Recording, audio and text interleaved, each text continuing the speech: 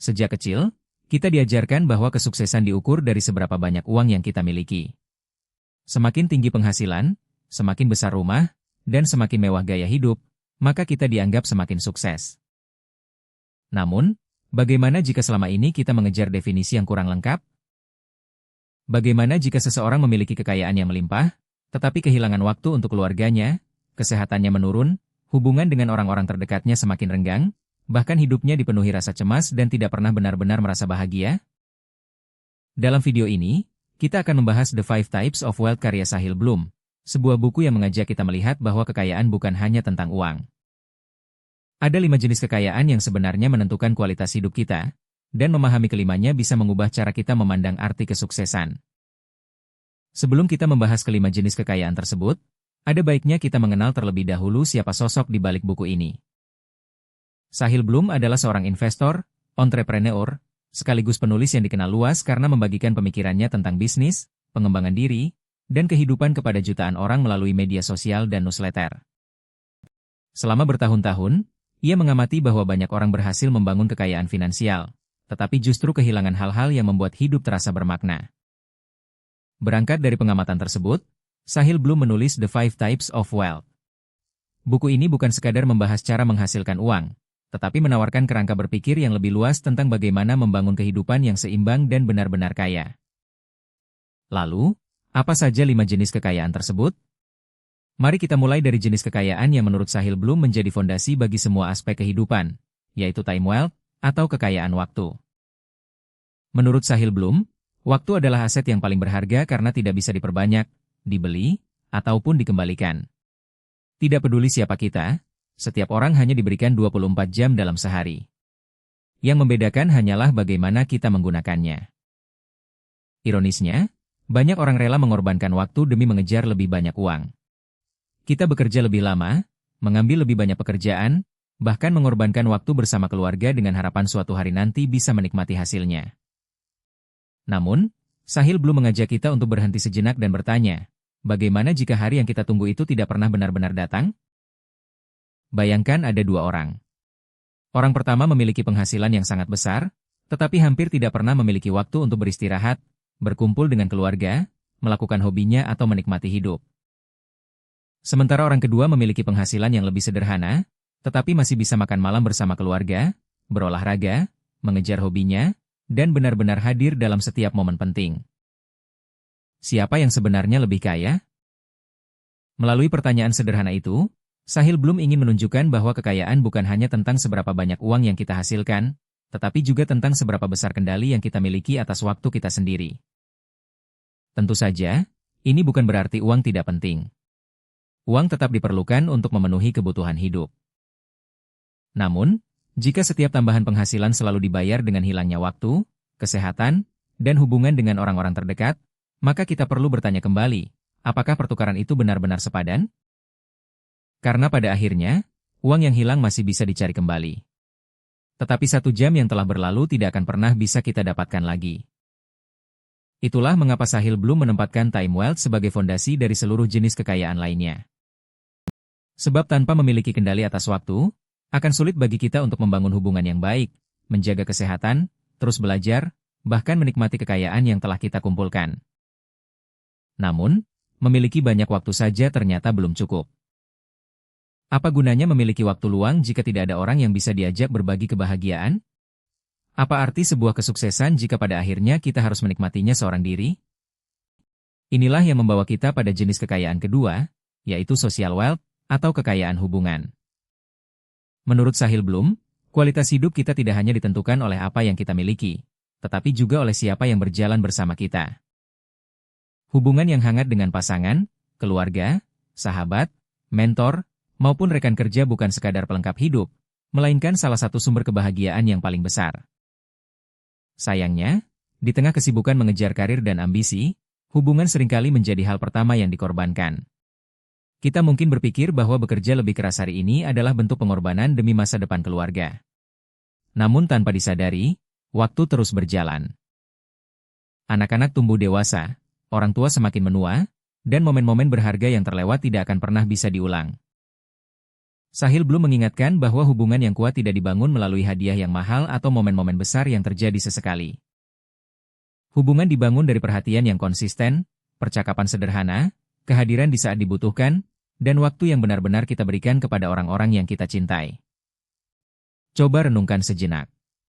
Ketika nanti kita melihat kembali perjalanan hidup, apakah yang paling kita ingat adalah lembur hingga larut malam, atau justru tawa bersama keluarga, percakapan dengan sahabat, dan momen-momen sederhana yang menghangatkan hati? Pada akhirnya, kesuksesan akan terasa hampa jika tidak ada orang yang bisa diajak merayakannya. Karena itulah, menurut Sahil Bloom, membangun hubungan yang tulus bukanlah pengorbanan terhadap kesuksesan, melainkan bagian penting dari kesuksesan itu sendiri. Setelah memiliki waktu dan hubungan yang baik, masih ada satu jenis kekayaan lain yang menentukan bagaimana kita memandang dan menjalani hidup. Kekayaan itu berasal dari dalam diri kita sendiri, yaitu mental wealth. Mungkin kamu pernah berada di titik ketika karir mulai berkembang, penghasilan meningkat, dan satu persatu target hidup mulai tercapai.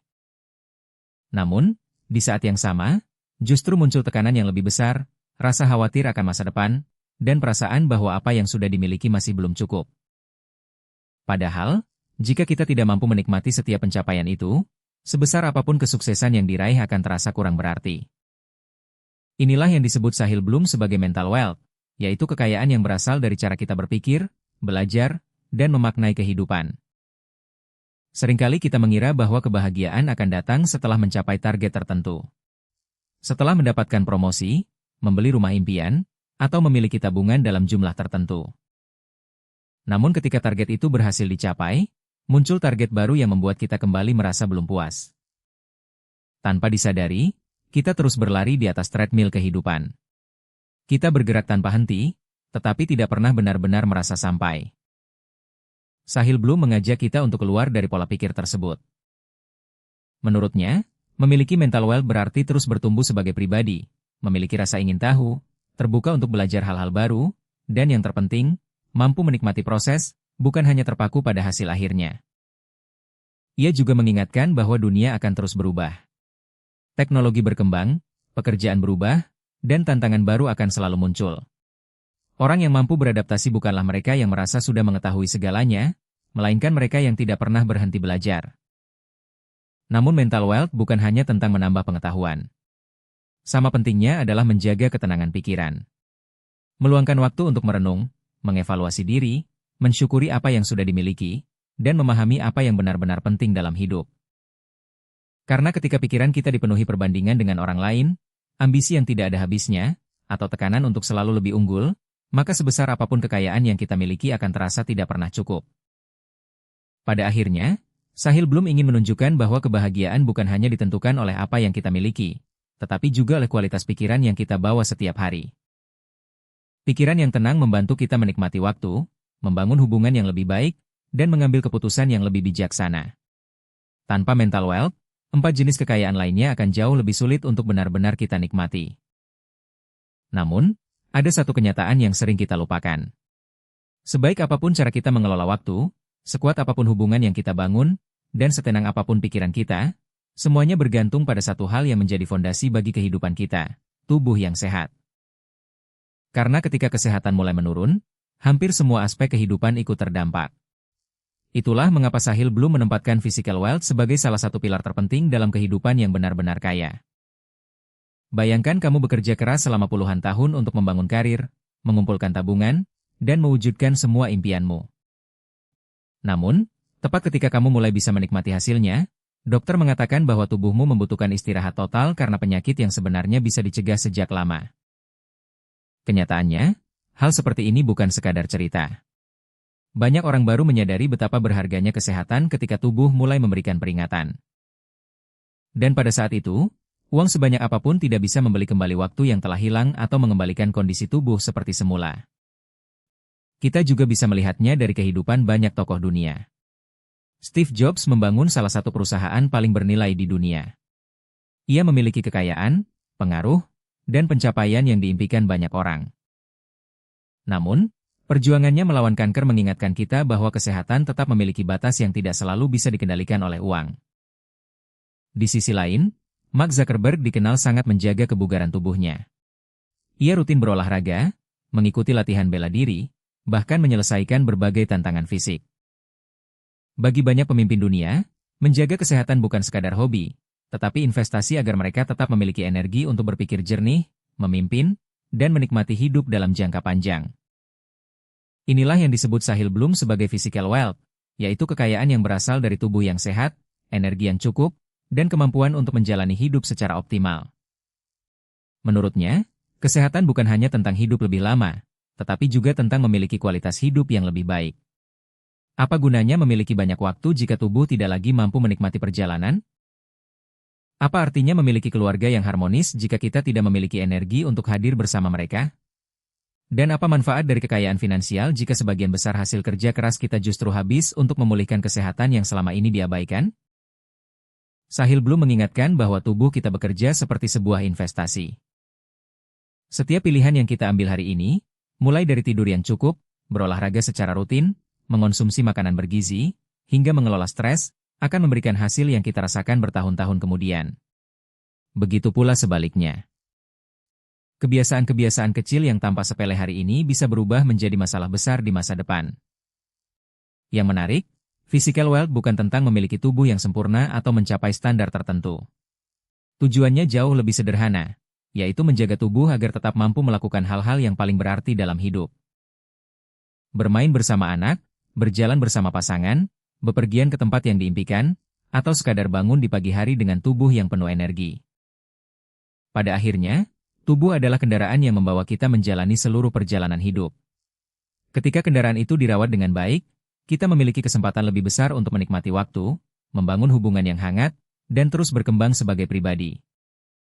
Setelah membahas bagaimana waktu memberi kita kebebasan, hubungan memberi kita makna, pikiran memberi kita arah, dan kesehatan memberi kita kemampuan untuk menikmati semuanya, masih ada satu jenis kekayaan terakhir yang akan menyempurnakan keempatnya. Ya, kekayaan itu adalah financial wealth, atau kekayaan finansial. Mungkin selama ini kita mengira uang adalah tujuan utama dalam hidup. Namun setelah memahami 4 jenis kekayaan sebelumnya, kita mulai menyadari bahwa uang bukanlah garis akhir, melainkan alat yang memungkinkan kita melindungi waktu, menjaga kesehatan, membangun hubungan yang lebih baik, dan menjalani hidup dengan lebih tenang. Lalu, bagaimana cara memandang uang agar benar-benar menjadi pelengkap kehidupan, bukan justru menjadi penyebab kita kehilangan 4 jenis kekayaan lainnya? Mari kita bahas pada bagian terakhir. Setelah membahas 4 jenis kekayaan sebelumnya, mungkin muncul satu pertanyaan. Jika uang bukanlah hal yang paling penting, apakah itu berarti kita tidak perlu mengejarnya? Jawabannya tentu tidak. Sahil Bloom justru menegaskan bahwa financial wealth tetap memiliki peran yang sangat penting. Uang mampu memberikan rasa aman, membuka lebih banyak pilihan, dan membantu kita menjalani hidup dengan lebih tenang. Masalahnya bukan terletak pada uang itu sendiri, tetapi pada bagaimana kita memandang dan menggunakannya. Banyak orang menjadikan uang sebagai tujuan akhir. Mereka terus bekerja lebih keras, mengejar kenaikan gaji, membeli lebih banyak aset, dan selalu merasa bahwa kebahagiaan ada di balik angka berikutnya.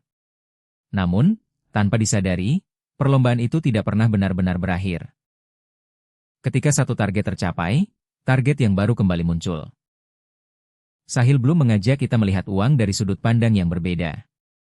Uang bukanlah simbol kesuksesan, melainkan alat untuk menciptakan kehidupan yang kita inginkan.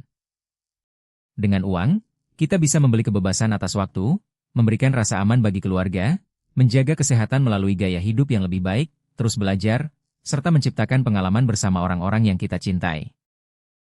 Karena itu, pertanyaan yang seharusnya kita ajukan bukan lagi, berapa banyak uang yang harus saya miliki, melainkan, kehidupan seperti apa yang ingin saya bangun, dan berapa banyak uang yang saya perlukan untuk mewujudkannya? Ketika tujuan hidup menjadi jelas, uang akan kembali pada fungsi yang semestinya, yaitu sebagai alat, bukan sebagai penguasa kehidupan kita. Pada akhirnya, inilah pesan terbesar yang ingin disampaikan Sahil Bloom melalui buku The 5 Types of Wealth.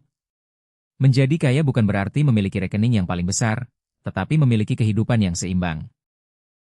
Kehidupan di mana kita memiliki waktu untuk hal-hal yang penting, hubungan yang hangat dengan orang-orang terdekat, pikiran yang terus bertumbuh, tubuh yang sehat, dan kondisi finansial yang mampu mendukung semuanya. Mungkin hari ini kita belum memiliki semuanya. Namun, setiap keputusan kecil yang kita ambil mulai hari ini akan menentukan jenis kekayaan seperti apa yang sedang kita bangun. Karena pada akhirnya, Kekayaan sejati bukanlah tentang memiliki lebih banyak, tetapi tentang memiliki apa yang benar-benar berarti. Coba bayangkan dirimu 10 atau 20 tahun dari sekarang. Ketika melihat kembali perjalanan hidupmu, apa yang ingin kamu banggakan? Besarnya saldo di rekeningmu, atau kehidupan yang benar-benar sempat kamu nikmati bersama orang-orang yang kamu cintai? Mungkin, mulai hari ini, kita semua perlu berhenti sejenak dan bertanya, jenis kekayaan apa yang sebenarnya sedang kita bangun? Pada akhirnya, menjadi kaya bukanlah tentang memiliki semuanya, tetapi tentang mengetahui apa yang benar-benar bernilai dalam hidup kita. Sekarang aku ingin bertanya kepadamu. Dari 5 jenis kekayaan yang telah kita bahas hari ini, mana yang menurutmu paling perlu kamu bangun saat ini? Apakah itu waktu, hubungan, mental, kesehatan, atau justru finansial? Ceritakan jawabanmu di kolom komentar. Aku akan senang membaca setiap sudut pandang dan pengalaman yang kalian bagikan. Dan jika kamu menikmati pembahasan seperti ini, jangan lupa subscribe. Karena di channel ini, kita akan terus belajar dari buku-buku terbaik dunia, bukan hanya untuk menambah pengetahuan, tetapi juga untuk membangun kehidupan yang lebih baik. Sampai jumpa di video berikutnya.